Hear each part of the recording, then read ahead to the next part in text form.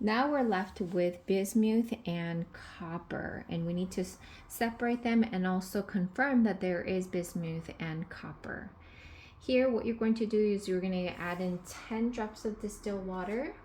Okay, 10 drops of distilled water. This will separate, right?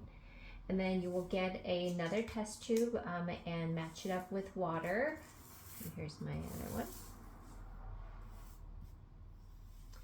And centrifuge it for about a minute and allowing all the pellets to come down.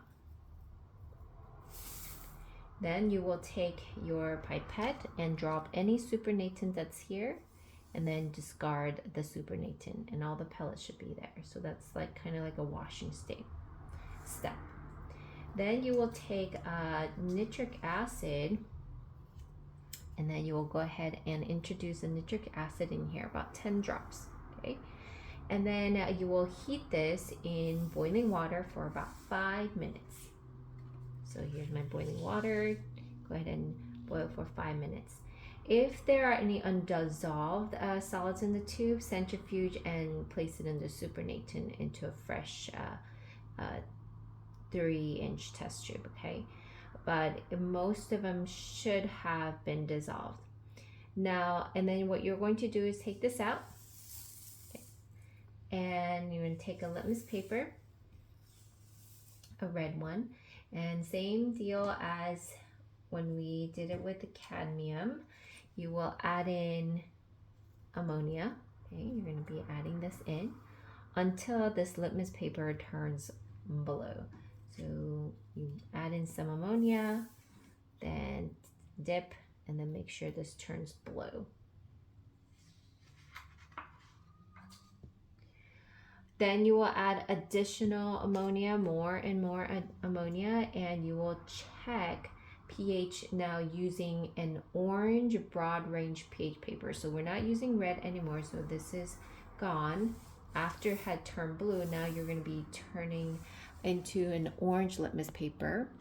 So here's the orange litmus paper, and I am going to test out if this will turn dark blue. So I'm going to dip it in and then test it out if it does turn dark blue.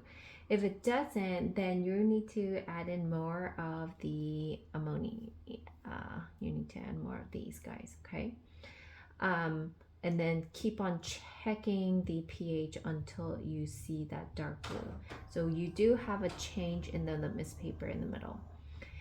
Once it turns dark blue, what you're going to do is you're going to have another set of test tube with some water, and you will centrifuge. And everything will come down. Now, at this point, what should have happened is that your copper, okay, where's my copper? Here's my copper, okay. Copper should have separated from the sulfur, okay. It should have separated from sulfur. My separation there.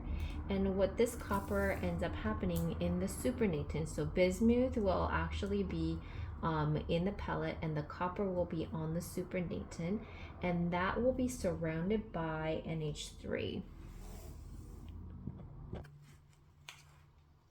Okay, so this portion is now in the supernatant, okay? That's on the supernatant after you have centrifuged this. So what should it look like after this?